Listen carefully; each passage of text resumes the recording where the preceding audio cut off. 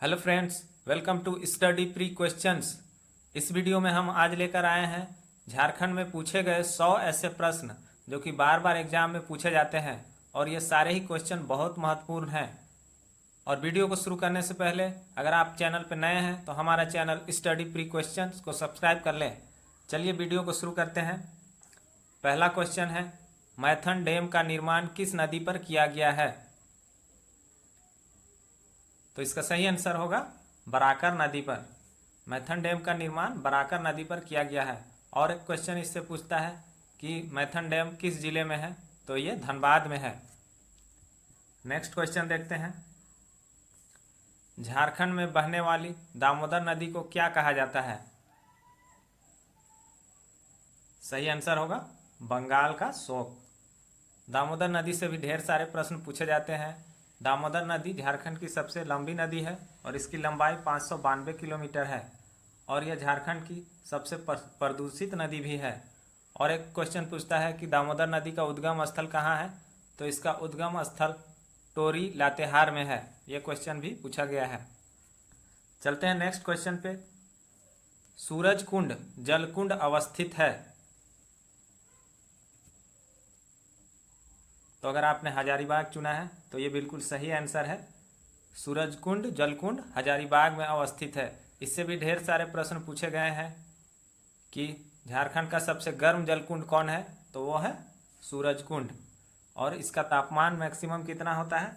तो 88 degree centigrade तक इसका तापमान मैक्सिमम होता है। यह भारत का भी सबसे गर्म जलकुंड है। चलते हैं नेक्स्ट क्वेश्चन पे। निम्न में से कौन सी स्वर्णरेखा नदी की मूल जगह है? स्वर्णरेखा नदी से भी बार बार क्वेश्चन पूछे जाते हैं।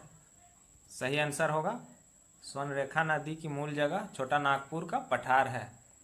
और कुछ जान लेते हैं स्वर्णरेखा नदी के बारे में। यह झारखंड की दूसरी सबसे बड़ी नदी है और इस नदी के रेत में सोना पाया जाता था। इसके कारण इसका नाम स्वर्णरेखा पड़ा। और यह झारखंड की एकमात्र ऐसी नदी है जो सीधे समुद्र में जाके मिलती है। चलते हैं नेक्स्ट क्वेश्चन पे। दामोदर घाटी परियोजना में कुल कितने बांध हैं?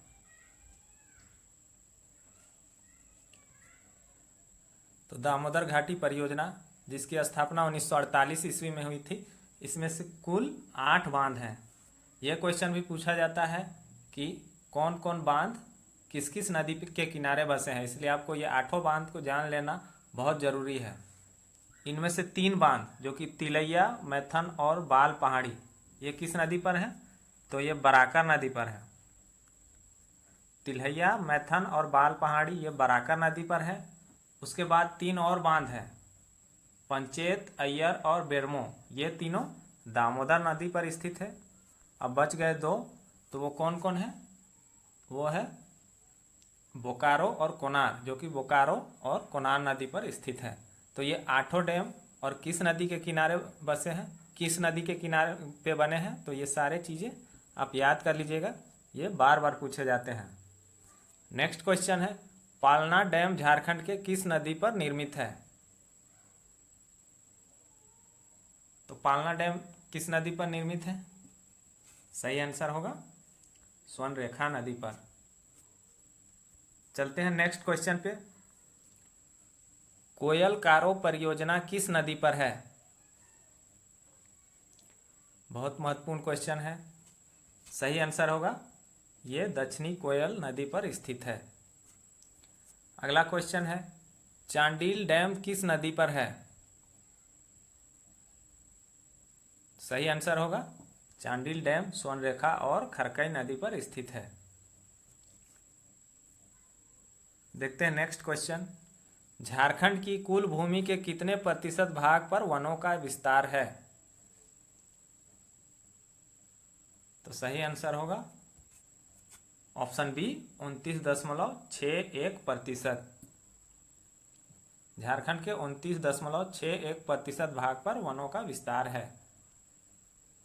देखते हैं नेक्स्ट क्वेश्चन, झारखंड के किस जिले में सर्वाधिक वन क्षेत्र हैं? यह क्वेश्चन भी बहुत बार रिपीट हो चुका है और सही आंसर है इसका चतरा। चतरा जिले में सर्वाधिक वन क्षेत्र हैं। अब आते हैं नेक्स्ट क्वेश्चन पे। बेतला राष्ट्रीय उद्यान मुख्यतः स्थित है। यह आप सबको पता होगा कि बेतला राष्ट्रीय उद्यान कहाँ है। ये लातेहार जिले में है। यह झारखंड का एकमात्र राष्ट्रीय उद्यान है और इसकी स्थापना कब हुई थी? 1986 ईस्वी में इसकी स्थापना हुई थी। ये सारे पॉइंट जो मैं बता रहा हूँ ये क्वेश्चन में पूछे जा चुके हैं, इसलिए अच्छे से याद कर लीजिएगा। चलते हैं नेक्स्ट क्वेश्चन पे। झारखंड के किस जिले में बाघों के लिए संरक्षित वन है? तो कहाँ है बाघों के लिए संरक्षित वन? ये है पलामू में। नेक्स्ट क्वेश्चन देखते हैं। तोपचांची वन्य जीव अभयारण्य कहाँ है?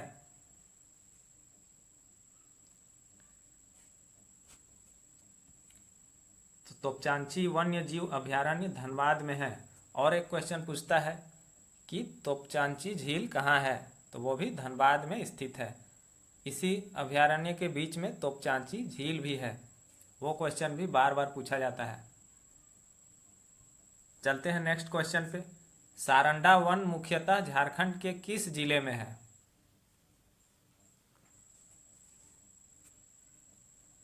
तो सारंडा वन कहाँ है? तो ये ऑप्शन डी पश्चिमी सिंहभूम में है। नेक्स्ट क्वेश्चन देखते हैं।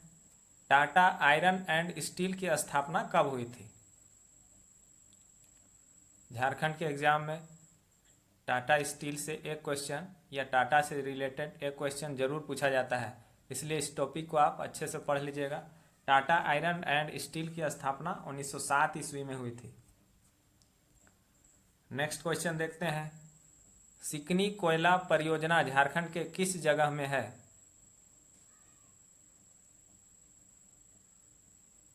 अगर आपने लातेहार आंसर चुना है तो बिल्कुल सही आंसर है।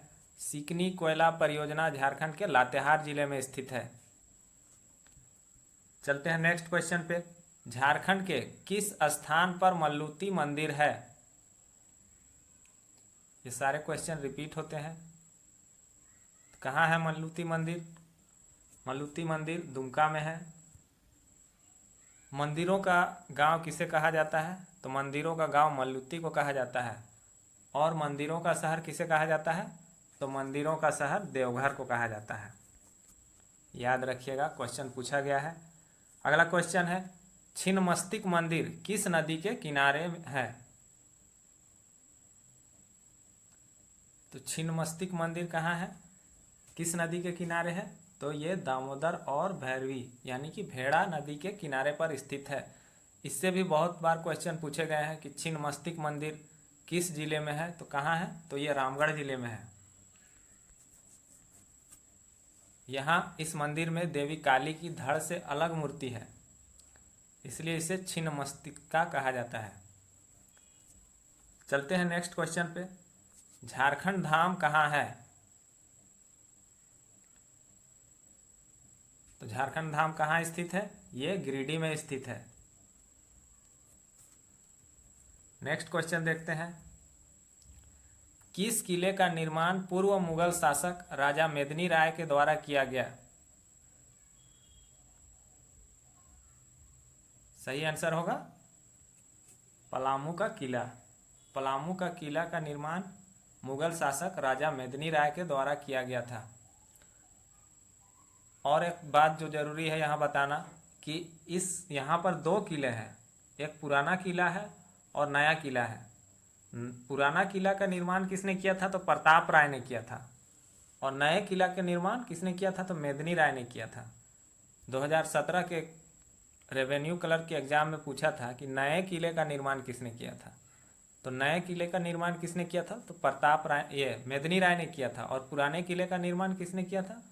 तो प्रताप राय ने किया था। तो दोनों को मिलाकर ही ये पलामू किला कहा जाता है, जिसमें कि नया किला और पुराना किला दोनों सम्मिलित है। चलते हैं नेक्स्ट क्वेश्चन पे। हिंदू कैलेंडर के अनुसार सरहुल कब मनाया जाता है?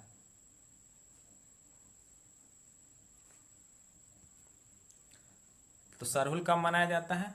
तो सरहुल चैत्र माह को मनाया जाता है। सरहुल पर्व जो कि झारखंड का एक महत्वपूर्ण पर्व है, इससे भी बहुत सारे क्वेश्चन बनते हैं और पूछे भी गए हैं कि सरहुल पर्व में किस वृक्ष की महत्ता है। तो किस वृक्ष की महत्ता है? तो साल वृक्ष की महत्ता है। और एक क्वेश्चन पूछा गया था कि किस पर्व में पुजारी साल के फूल को सबके दरवाजे पर लगाता है। तो किस पर्व में? तो सरहुल पर्व में। ये सारे क्वेश्चन पूछे गए हैं। चलते हैं नेक्स्ट क्वेश्चन पे। किस पर्व को महिलाओं द्वारा 12 वर्ष में एक बार मनाया जाता है? किस पर्व को मनाया जाता है? आसान है, इसका आंसर जनिशिका है। चलते हैं नेक्स्ट क्वेश्चन पे। सूर्य कुंड मेला का आयोजन किस जिले में होता है? सही आंसर होगा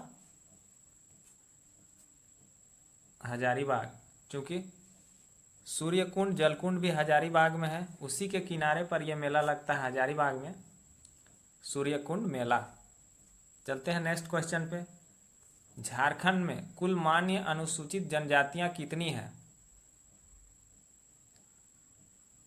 सही आंसर होगा 32। झारखंड में 32 अनुसूचित जनजातियां हैं। और एक क्वेश्चन इससे पूछता है कि झारखंड में कितने आदिम जनजातियां हैं? तो झारखंड में 8 आदिम जनजातियां हैं। नेक्स्ट क्वेश्चन देखते हैं। किरिंग बापला किस आदिवासी से संबंधित है? पहले तो जान लेंगे किरिंग बापला है क्या। तो किरिंग बापला एक विवाह की पद्धति है जिसमें मध्यस्थता के माध्यम से विवाह होता है। तो ये किस जनजाति में प्रचलित है?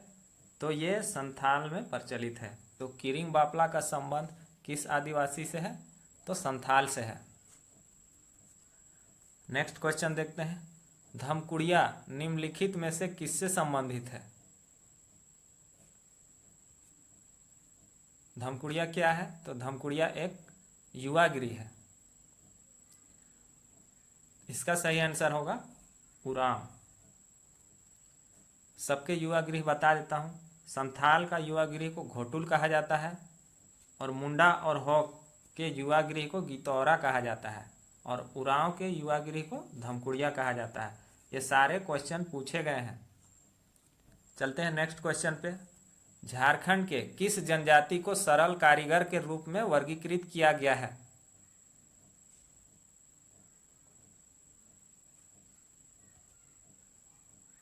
सही आंसर होगा महली। नेक्स्ट क्वेश्चन देखते हैं।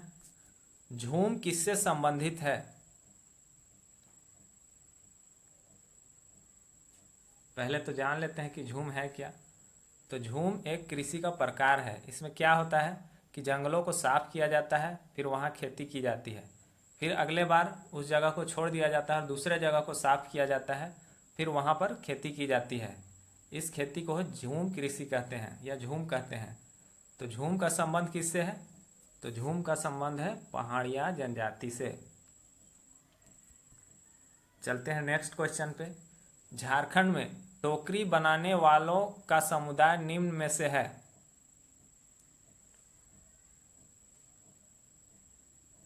तो टोकरी बनाने वाले समुदाय कौन है? तो ये तूरी है। आते हैं नेक्स्ट क्वेश्चन पे। झारखंड के सदान का मुख्य व्यवसाय है? सदान कौन है? तो झारखंड में जो गैर जनजातीय लोग हैं उनको सदान कहा जाता है। उनका भी व्यवसाय झारखंड में क्या है? तो कृषि ही है। सही आंसर होगा खेती। नेक्स्ट क्वेश्चन देखते हैं। निम्नलिखित में से कौन सा भाषाओं का समूह द्रविड़ परिवार से संबंधित है? इस क्वेश्चन को बार बार घुमाता है और कैसे घुमाता है मैं बता रहा हूँ। पहले इसका आंसर जान लेते हैं कि कौन दो भाषाओं का समूह द्रविड़ परिवार से संबंधित है। तो ये आंसर होगा इसका उरांव और पहाड़िया। कभी ये उरांव और पहाड़िया को दे देगा और पूछेगा कि ये किस भाषा परिवार से संबंधित है। तो सही आंसर होगा द्रविड़ परिवार से। यह क्वेश्चन 2-3 बार पूछा गया है, इसलिए इसको अच्छे से दिमाग में बैठा लीजिए कि 2 ही भाषा हैं, उरांव और पहाड़िया झारखंड में, जो कि द्रविड़ परिवार से संबंध रखते हैं। आते हैं नेक्स्ट क्वेश्चन पे। मुंडा भाषा निम्नलिखित में से कौन से भाषा समूह से संबंधित है? सही आंसर होगा ऑप्शन सी, ऑस्ट्रो एशियाटिक भाषा समूह। नेक्स्ट क्वेश्चन देखते हैं। मरांगोडा नीलकंठ हुआ के लेखक कौन है?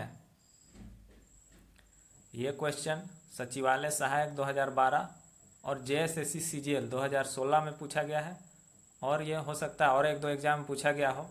तो ये क्वेश्चन भी बहुत महत्वपूर्ण है, बार बार पूछा जाता है। सही आंसर है इसका डॉक्टर महुआ माझी। नेक्स्ट क्वेश्चन देखते हैं। आर्नियर अधिकार यानी कि जंगल का अधिकार नामक उपन्यास के लेखक कौन है? तो आर्नियर अधिकार यानी कि जंगल का अधिकार नामक उपन्यास के लेखक हैं महाश्वेता देवी वर्मा। अब इससे भी 2-3 क्वेश्चन पूछे गए हैं, इसी क्वेश्चन को घुमा घुमा के पूछा गया है कि आर्नियर अधिकार जो कि जंगल का अधिकार नामक उपन्यास है किस पर आधारित है?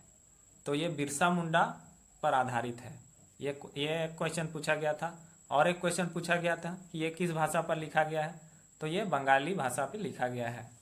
इसलिए ये तीनों पॉइंट आप याद कर लीजिएगा। चलते हैं नेक्स्ट क्वेश्चन पे। ऑफ लव एंड पॉलिटिक्स किसके द्वारा लिखी गई है?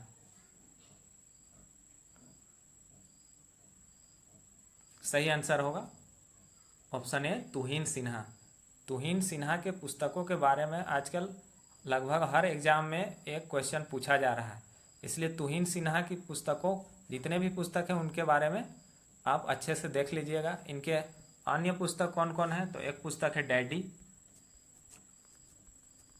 इसके अलावा इनके और पुस्तक है age of power, age of desire, ये सब इनकी पुस्तकें हैं।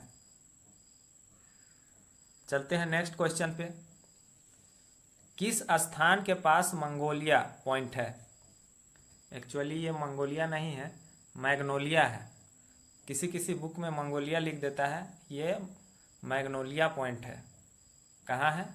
ये नेतरहाट में स्थित है। यहाँ से सूर्यास्त के समय में बहुत ही अच्छा नज़ारा देखने को मिलता है। तो इसका नाम मैग्नोलिया पॉइंट क्यों पड़ा? तो ये मैग्नोलिया जो थी एक अंग्रेज अधिकारी की बेटी थी, उसे एक चरवाहे से प्यार हो गया था, तो उस अंग्रेज अधिकारी ने उस चरवाहे को मार दिया। फिर इस मैग्नोलिया ने घोड़े के साथ जाकर उसी नेतरहाट के पठार पर अपनी जान दे दी थी, इसलिए उस जगह का नाम मैग्नोलिया पॉइंट पड़ा है। चलते हैं नेक्स्ट क्वेश्चन पर। झारखंड के कांके से होकर कौन सी रेखा गुजरती है? 2-3 बार पूछा जा चुका है, आसान क्वेश्चन है। सही आंसर होगा कर्क रेखा। नेक्स्ट क्वेश्चन देखते हैं। प्रसिद्ध टैगोर हिल निम्नलिखित में से कौन से शहर पर स्थित है? ये क्वेश्चन भी 2-3 मरतबा पूछा जा चुका है और सही आंसर होगा टैगोर हिल। कहाँ है? तो ये रांची में स्थित है। इसका नाम टैगोर क्यों पड़ा? तो रविंद्रनाथ टैगोर के बड़े भाई ज्योतिरिंद्रनाथ टैगोर का ये आश्रम स्थल था ये हिल, इसलिए इस हिल का नाम टैगोर हिल पड़ा। चलते हैं नेक्स्ट क्वेश्चन पे। झारखंड में बिरसा जूलॉजिकल पार्क किस स्थान पर स्थित है? तो झारखंड में बिरसा जूलॉजिकल पार्क रांची में स्थित है। यह रांची के ओरमांझी में स्थित है। और ये किस नदी के तट पर स्थित है? तो ये सपही नदी के तट पर स्थित है, याद रखिएगा। नेक्स्ट क्वेश्चन है। झारखंड का पहला मेगा फूड पार्क कहाँ स्थित है? ये क्वेश्चन भी पूछा जा रहा है और आने वाले समय में भी पूछा जाएगा। तो पहला मेगा फूड पार्क है कहाँ? ये रांची में। ये 114 करोड़ की लागत से बना है और फिलहाल बंद है। तो कहने का मतलब है 114 करोड़ रुपया रघुवर सरकार ने इसमें डुबो दिया है। नेक्स्ट क्वेश्चन देखते हैं। केंद्रीय ईंधन शोध संस्थान की स्थापना किस स्थान पर हुई थी? तो केंद्रीय ईंधन शोध संस्थान की स्थापना धनबाद के जलगोड़ा में हुई थी। नेक्स्ट क्वेश्चन देखते हैं। भारतीय प्राकृतिक राल एवं गोंद संस्थान है कहाँ पर है? ऑप्शन ए नामकोम में। नेक्स्ट क्वेश्चन देखते हैं। झारखंड में कहाँ साइंस सिटी की स्थापना की गई है? बहुत बार पूछा गया है। सही आंसर होगा रांची में है साइंस सिटी। इनमें से कौन सा मशहूर क्रिकेट खिलाड़ी झारखंड का है?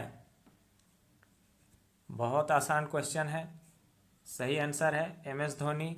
और इनसे हर एग्जाम में लगभग 1 क्वेश्चन और 2 क्वेश्चन पूछा जाता है, इसलिए मैंने इन पर एक अलग से वीडियो बनाया है। अगर आपने अभी तक वो वीडियो नहीं देखा है तो मैं डिस्क्रिप्शन में वो लिंक दे दूंगा, आप वीडियो को ज़रूर देख लें। चलते हैं नेक्स्ट क्वेश्चन पे। झारखंड की पहली महिला हॉकी खिलाड़ी जिसने ओलंपिक खेल में भाग लिया।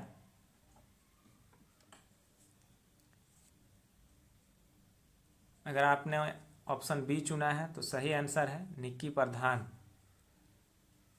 झारखंड की बहुत सारी महिला हॉकी खिलाड़ियों ने भारत टीम के लिए खेला, पर दुर्भाग्यवश कोई भी महिला हॉकी खिलाड़ी ओलंपिक में अभी तक भाग नहीं ली थी। और ये पहली महिला बनी निक्की प्रधान जो 2016 के ओलंपिक में भाग ली और पहली झारखंड की खिलाड़ी बनी जो कि ओलंपिक में खेली। नेक्स्ट क्वेश्चन देखते हैं। इनमें से किस खिलाड़ी का संबंध मुक्केबाजी से नहीं है? सही आंसर है वीरेंद्र लकड़ा। ये क्वेश्चन को बार बार घुमाता है और बहुत बार पूछा गया है। मिशेल बेंजामिन लकड़ा, लक्ष्मी पांड्या और दिवाकर प्रसाद, ये तीनों मुक्केबाजी से संबंध रखते हैं। इन्हें एक एक कर भी क्वेश्चन पूछा गया है कि मिशेल बेंजामिन लकड़ा का संबंध किस खेल से है, लक्ष्मी पांड्या का संबंध किससे संबंध है, दिवाकर प्रसाद का संबंध किस खेल से है। तो ये तीनों नाम आप याद रखिएगा, बहुत महत्वपूर्ण है, बार बार पूछे जाते हैं। चलते हैं नेक्स्ट क्वेश्चन पे। झारखंड की पहली महिला जिसने माउंट एवरेस्ट पर विजय प्राप्त की, कौन है वो पहली महिला? प्रेमलता अग्रवाल। इसके अलावा प्रेमलता अग्रवाल भारत की ऐसी पहली महिला है जो 7 महाद्वीपों की सबसे ऊंची चोटियों पर चढ़ाई की है, जिसे हम 7 समिट के नाम से भी जानते हैं। तो ये भारत की पहली महिला है जो विश्व की 7 महाद्वीपों की सबसे ऊंची चोटियों पर चढ़ाई की है। चलते हैं नेक्स्ट क्वेश्चन पे। दीपिका कुमारी ने 2010 के राष्ट्रमंडल खेलों में स्वर्ण पदक जीता, उन्हें कहाँ प्रशिक्षण दिया गया?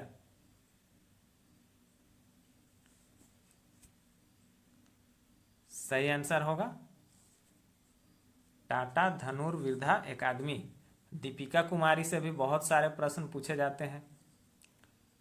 ये रांची की रहने वाली है और इन्हें 2012 में, कब? तो 2012 में अर्जुन अवार्ड मिला था और 2016 में पद्मश्री से नवाजा गया था। ये क्वेश्चन भी पूछा गया है कि दीपिका कुमारी को कब पद्मश्री मिला है। ये क्वेश्चन JSSC में पूछा है, तो आंसर होगा 2016 में। चलते हैं नेक्स्ट क्वेश्चन पे। कीनन स्टेडियम कहाँ अवस्थित है? सही आंसर है जमशेदपुर में। नेक्स्ट क्वेश्चन देखते हैं। मोहन कुमार मंगलम स्टेडियम अवस्थित है? सही आंसर है option D Bokaro. Mohan Kumar Mangalam stadium Bokaro में स्थित है। नेक्स्ट क्वेश्चन देखते हैं। झारखंड राज्य में मुख्यमंत्री कन्यादान योजना किस वर्ष आरंभ हुई?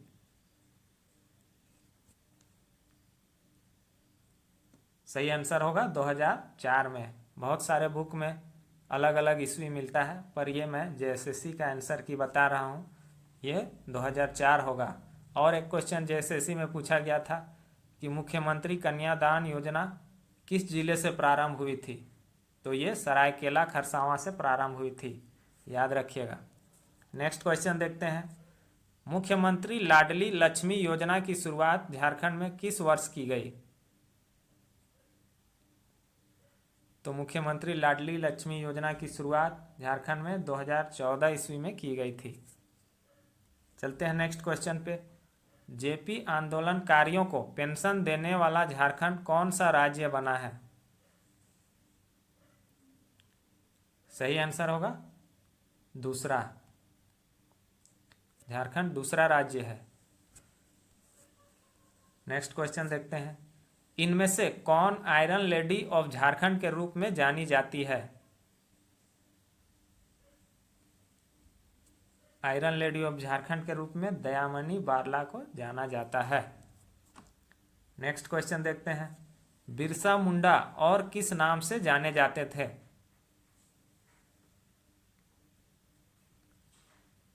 सही आंसर होगा ऑप्शन बी, भू पिता या धरती अब्बा। बिरसा मुंडा जो कि झारखंड के बहुत ही महत्वपूर्ण व्यक्ति हैं, इन पर बहुत सारे क्वेश्चन पूछे गए हैं, इसलिए इस पर भी मैंने एक अलग से वीडियो बनाया है। अगर आपने वो वीडियो नहीं देखा है तो ज़रूर देख लें।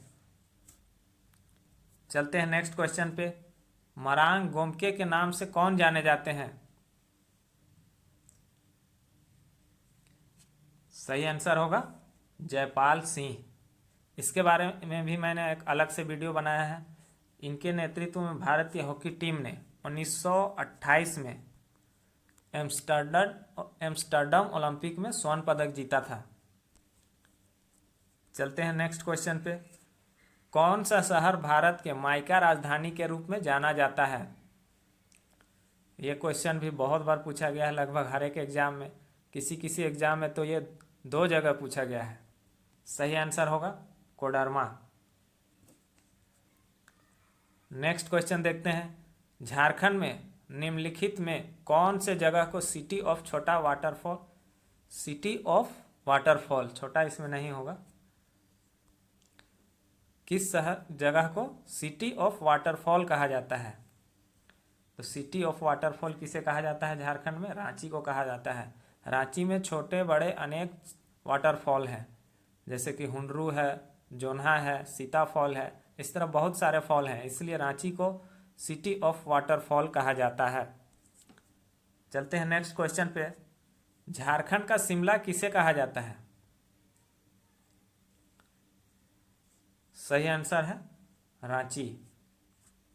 क्यों कहा जाता है? कि रांची में गर्मियों के मौसम में भी शाम के वक्त हल्की ठंडी हवाएं चलती है, इसलिए इसे झारखंड का शिमला कहा जाता है। झारखंड के किस स्थान को क्वीन ऑफ छोटा नागपुर कहा जाता है? सही आंसर है नेतरहाट। नेतरहाट लातेहार में है, जो कि इसकी खूबसूरती के कारण इसे क्वीन ऑफ छोटा नागपुर कहा जाता है। नेक्स्ट क्वेश्चन देखते हैं। रणधीर प्रसाद वर्मा को खाली स्थान से सम्मानित किया गया है। सही आंसर होगा अशोक चक्र।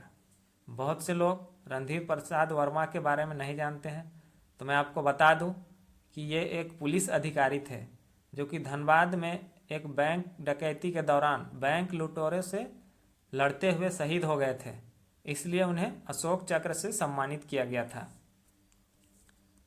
नेक्स्ट क्वेश्चन है। झारखंड में प्रथम परमवीर चक्र की उपाधि से गौरवान्वित किया गया था। सभी लोग जानते हैं इनको। सही आंसर है एल्बर्ट एक्का। ये 1971 के भारत पाक युद्ध के दौरान शहीद हुए थे और ये गुमला के रहने वाले थे। इनका जन्म गुमला में हुआ था।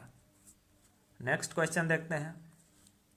समाज सेवा के क्षेत्र में योगदान के लिए किसे पद्मश्री से सम्मानित किया गया? बहुत महत्वपूर्ण क्वेश्चन है और ऐसे क्वेश्चन बार बार पूछे जा रहे हैं। सही आंसर है अशोक भगत। ये चारों नाम बहुत महत्वपूर्ण है, एक एक करके देख लेते हैं इनके बारे में। शैलेश कुमार बंदोपाध्याय, इनको 2010 में पद्म भूषण प्राप्त हुआ था। कब? तो 2010 में। अशोक भगत, इन्हें 2015 में समाज सेवा के क्षेत्र में कब मिला था? तो 2015 में समाज सेवा के क्षेत्र में मिला था पद्मश्री। उसके बाद आता है रामदयाल मुंडा, इनको भी 2010 में कला के क्षेत्र में पद्मश्री से सम्मानित किया गया। फिर आता है गोपाल प्रसाद दुबे, इन्हें 2012 में इन्हें भी कला के क्षेत्र में पद्मश्री प्राप्त हुआ था। तो ये सारे चीज़ें आप अच्छे से देख लीजिए, सारे चीज़ों को घुमा घुमा के पूछता है और प्रत्येक नाम इम्पोर्टेंट है। चलते हैं नेक्स्ट क्वेश्चन पे। ब्रिटिश सरकार ने किस वर्ष छोटा नागपुर काश्तकारी अधिनियम पेश किया था? छोटा नागपुर काश्तकारी अधिनियम यानी कि CNT एक्ट कब पेश हुआ था? ये अधिनियम हुआ था 1908 ईस्वी में। इसके बारे में भी मैंने 1000 झारखंड जीके के पार्ट 20 में डिटेल से बताया है। और एक महत्वपूर्ण बात बता दूं कि जिन्होंने अभी तक 1000 झारखंड जीके के 20 पार्ट नहीं देखे हैं वे ज़रूर से देख ले। वे सारे क्वेश्चन इम्पोर्टेंट है, उससे आपका लगभग 80% झारखंड जीके कवर हो जाएगा, इसलिए आप उस वीडियो को देखना ना भूलें। चलते हैं नेक्स्ट क्वेश्चन पे। झारखंड में कब पंचायती राज संस्था अधिनियम बनाया गया?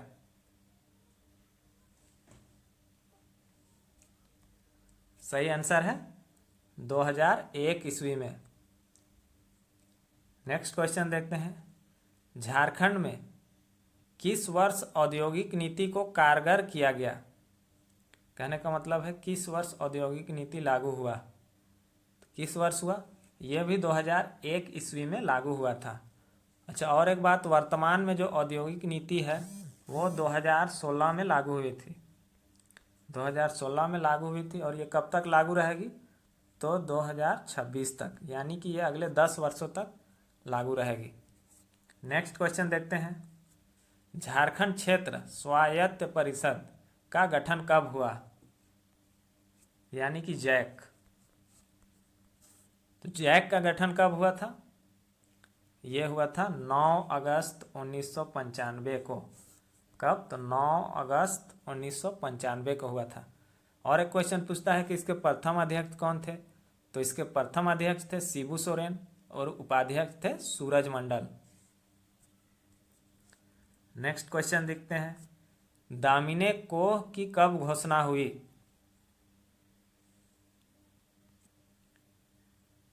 अगर आपने ऑप्शन सी चुना है तो सही आंसर है दामिनी कोह की घोषणा 1824 ईस्वी में हुई थी। तो फ्रेंड्स, इस वीडियो में बस इतना ही। आपको ये वीडियो कैसा लगा कमेंट बॉक्स में ज़रूर बताएं। और अगर आप चैनल पर नए हैं तो हमारा चैनल स्टडी प्री क्वेश्चंस को सब्सक्राइब कर लें और बेल आइकन को दबाएं ताकि आपको लेटेस्ट अपडेट मिलता रहे। Thanks for watching.